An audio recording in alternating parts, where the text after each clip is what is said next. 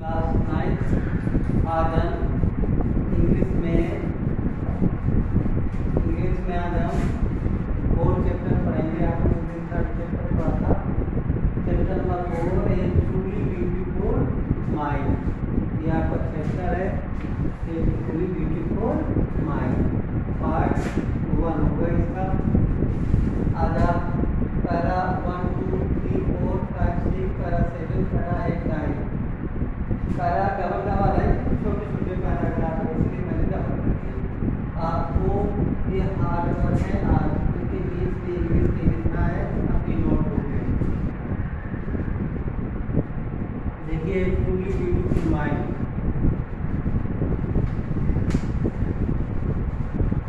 Truly beautiful mind से आप शीर्षक समझ गए होंगे। 3 तरह दिमाग कह सकते हैं, एक सुंदर दिमाग कह सकते हैं, या एक बुद्धिमान दिमाग कह सकते हैं। हम इस कहानी की स्टोरी को पढ़ने से पहले कुछ पंक्तियों को जाने। Who do you think of when you hear the word genius? Who is genius? What quality do you think a genius? जब हम genius वर्ड सुनते हैं तो genius के बारे में सोचते हैं कि genius है क्या। वास्तव में जीनियस शब्द का मतलब क्या है? प्रतिभाशाली। जीनियस मीन्स प्रतिभाशाली। लेकिन प्रतिभाशाली होती क्या है? प्रतिभाशाली क्या चीज़ है? प्रतिभाशाली का मतलब है ऐसे गुण जो व्यक्ति को एक दूसरे से अलग करते हैं, एक व्यक्ति को दूसरे व्यक्ति से अलग करता है। हम ये ऐसी एक युवा व्यक्ति के बारे में ये स्टोरी पढ़ेंगे जिसका जो जीनियस था, जिसने इसकी प्रतिभा थी कि उसने अपनी प्रतिभा को साबित किया और जीनियस कहलाया। हम आज ऐसे एक व्यक्ति के बारे में जानेंगे। आप पैराग्राफ 1 पहले। Albert Einstein was born on 14 March 1879 in German city of Ulm. Without an indication that he was destined to greatness of the country, his mother thought Albert was a free who his head seemed much too large. हम एक ऐसे महान वैज्ञानिक के बारे में बात करने जा रहे हैं जिसने अपने आप को साबित किया और जीनियस शब्द की उपाधि पाई। अल्बर्ट आइंस्टीन का जन्म 14 मार्च 1879 को जर्मन शहर के उल्म में हुआ था। अल्बर्ट आइंस्टीन का जन्म 14 मार्च 1879 को जर्मन शहर के उल्म में हुआ था। बिना इस पूर्व सूचना के कि वे मानता कि वो अक्सर है और कोई नहीं जानता था कि ये बच्चा बड़ा होकर के कितना महान बनेगा। उसकी माँ भी नहीं जानती थी, बस इतना जानती थी कि माँ कहती थी, अल्बर्ट आइंस्टीन की माँ कहती थी कि उनका बालक जो है असामान्य है, असामान्य माना जाता है। क्योंकि आज जब अल्बर्ट का जन्म हुआ था तो उनका सिर जो था वो बड़ा था। क्या था? बहुत बड़ा था। अब सेकेंड पैराग्राफ में at the age of 2.5 Einstein still wasn't talking when he finally learned to speak. He uttered everything else. Einstein did not well manage, and when he almost every boy and girls of Einstein age believe that Einstein is so much boring guys, but Einstein like to mechanical toys, especially one time that Einstein saw his small sister, then asked his mother, where is wheels of my sister? जब Einstein 2.5 वर्ष के हुए तो 2.5 वर्ष की अवस्था बहुत होती है। 2.5 वर्ष की अवस्था तक आइंस्टीन बात नहीं कर पाते थे, सही से बोल नहीं पाते थे। 2.5 वर्ष के यानी 2.5 साल में बोल नहीं पाते थे। और जब धीरे धीरे उन्होंने बोलना सीखा तो वो बच्चों के साथ, अपनी उम्र के बच्चों के साथ घुलना मिलना नहीं चाहते थे। तो जब वो अपने उम्र के साथ बच्चों के साथ घुलना मिलना नहीं चाहते थे तो दूसरे बच्चे उनको उबाऊ मानते थे, यानी ये मानते थे कि बेकार है। ज़्यादातर अकेले रहते थे। आइंस्टीन को यांत्रिक खिलौनों से प्यार था। एक बार क्या था, आइंस्टीन ने अपनी छोटी सी नवजात बहन को जब देखा, जब बहुत छोटी थी, तो आइंस्टीन ने अपनी माँ से कहा कि उनकी बहन का नाम मादा था, जो बहुत छोटी थी। तो उसने अपनी माँ से कहा आइंस्टीन ने कि मामा, मादा के चक्र पैर नहीं है, मादा के पहिए कहाँ हैं। यानी वो मादा की बहन जो छोटी थी उसको भी एक खिलौना मांगता था, पूछता था माँ से कि इसकी पहिए कहाँ हैं।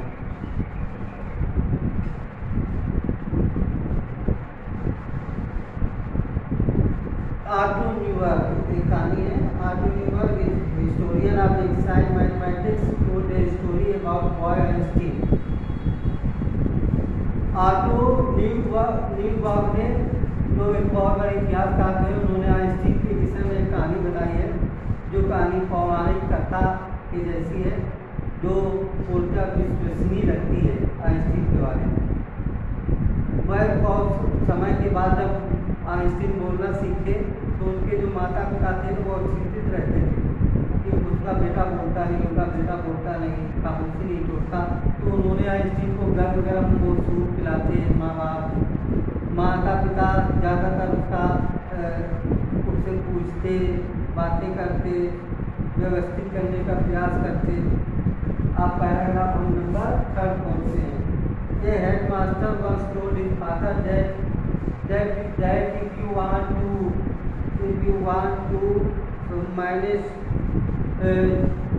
to any type of work with Einstein, so I think you totally wrong. I believe that Einstein never succeed in his life because he is so much boring and his skill much weak. एक बार क्या हुआ, एक बार Einstein के पिता को Einstein के मुख्य अध्यापक ने बुलाया और आइंस्टीन के विषय में बताया कि आप आइंस्टीन के विषय में कुछ भी सुनें, चाहे उसको कोई व्यवसाय करवाएं, इससे कोई फर्क नहीं पड़ता, क्योंकि आइंस्टीन कभी सफल नहीं होगा। ऐसा एक प्रधानाचार्य कह रहा था आइंस्टीन के पिता से। आइंस्टीन की जब वर्ष 6 साल की उम्र थी तो उनकी माँ ने उनको वायलिन बजाना सिखाया, वायलिन के लिए प्रेरित किया। और फिर आइंस्टीन इतने वायलिन बजाने में इतने निपुण हो गए कि वो अपने जीवन भर इस धरोहर को संभाल के रखा। अब paragraph number 4। But Albert Einstein was not a bad perfect. Albert Einstein जो थे एक बुरे व्यक्ति नहीं थे। वह म्यूजिक ग्रुप शिक्षा में दाखिल हो गए आइंस्टीन, क्योंकि when Einstein not bad boy or bad human beings, when his parents now moved to other place, then Einstein stay in Munich and admission in a Munich school. But when Einstein got 15 years, so much, and also Einstein not like to Munich school where he obtained education. When Einstein reached to 15 years, and so much quarrel, Einstein so much quarreled with teachers. So Einstein decided to leave to school. Einstein एक बुरा व्यक्ति नहीं था। वह Munich में उच्च विद्यालय में दाखिल हुआ क्योंकि उसका परिवार 15 महीने के लिए बाहर गया था और आइंस्टीन ने शुरुआत में अच्छे अंक प्राप्त किए थे। आइंस्टीन विद्यालय के कड़े अनुभव से नफरत करता था। जब म्यूनिख में पढ़ते थे आइंस्टीन तो वो विद्यालय के कड़े अनुशासन से नफरत करता था। उसका अधिकतर अध्यापकों से झगड़ा होता था। जब आइंस्टीन 15 वर्ष के हुए तो उन्होंने फैसला किया कि वो म्यूनिख की स्कूल में उसको घुटन महसूस हो रही है और वो घुटन को छोड़ना चाहती है, इसलिए उन्होंने स्कूल छोड़ने का फैसला किया। और पैराग्राफ 6 में है, जहाँ प्रीवियस से लेकर के और वायरस मास्टर्स तक The previous year, Albert Einstein moved to Milan and left their son with relatives. After prolonged discussion, Einstein got engaged to continue his education in German-speaking Switzerland in city which was more regular than Munich. पिछले साल उसके माता पिता मिलान चले गए, इसलिए उसके माता पिता ने उसे म्यूनिख में किसी रिश्तेदारों के आइंस्टीन को अल्बर्ट आइंस्टीन को छोड़ दिया। लेकिन अल्बर्ट आइंस्टीन जब उस स्कूल में उठने लगे तो उन्होंने फैसला किया कि वो जर्मन के किसी स्कूल में स्विट्जरलैंड में एडमिशन कराएंगे और कम से कम वो स्थान स्विट्जरलैंड में अपनी शिक्षा को जारी रखने की इच्छा प्रकट की, क्योंकि वो मानते थे कि स्विट्जरलैंड म्यूनिख से अच्छा होगा। अब पैराग्राफ 6 में Einstein was highly gifted in mathematics and interested in physics, and after finishing school he decided to stay university in Zurich. But since wasn't the only thing talking to dancing young man with Werner Monster. Einstein गणित में इतने होशियार थे कि गणित उनको एक gift की तरह लगती थी, उनकी गहरी रुचि थी। लेकिन गणित के अलावा उनकी भौतिकी में भी थी, भौतिकी में भी बहुत पारंगत थे। जब उनकी ज्यूरिख की स्विट्जरलैंड की पढ़ाई पूरी हुई तो वो ज्यूरिख में के विश्वविद्यालय में अपना अध्ययन करने लगे। परंतु विज्ञान ही केवल ऐसा विषय नहीं था उनके लिए, विज्ञान उस घोड़े के सामान मूछ वाले व्यक्ति के लिए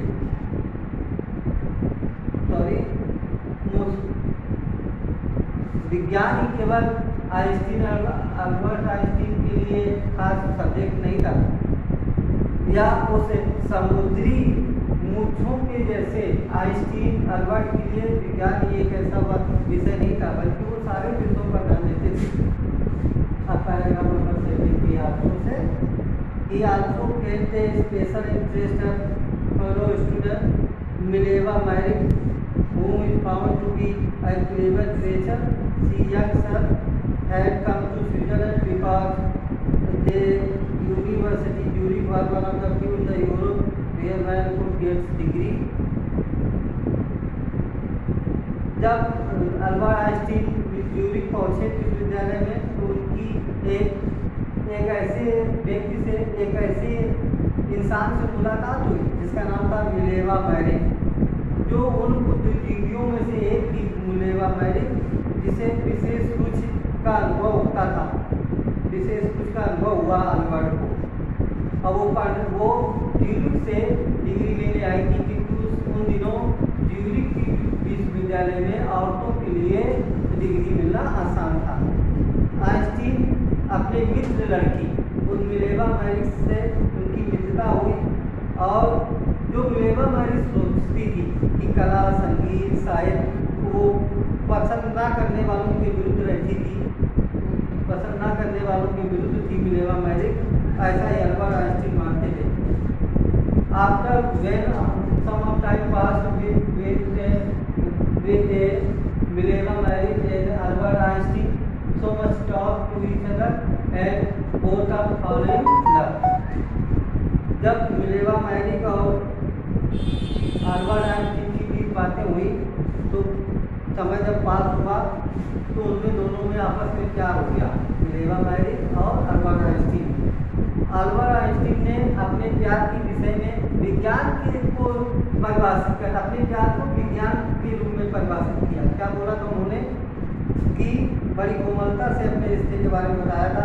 उन्होंने कहा था कि बड़ी कोमलता के साथ आइंस्टीन ने लिखा था, मुझे कितनी प्रसन्नता होगी यदि अनुभव होगा जब हम दोनों सापेक्षता पर अपने काल को विद्यात्मक निष्कर्ष पर ले जाएंगे। उन्होंने विज्ञान की परिभाषा में अपने प्यार को समझाया था कि हम जब दोनों मिलकर के साथ रहेंगे तो ये सापेक्षता का सिद्धांत होगा और इसमें हमें विजय मिलेगी। Paragraph number 9 in 19 at the age of 21 1819 में जब अल्बर्ट आइंस्टीन 21 साल के हुए और वो पढ़ लिख करके बेरोजगार हो गए तो उन्होंने एक काम ढूंढा और सहायक शिक्षक के तौर पर कार्य किया।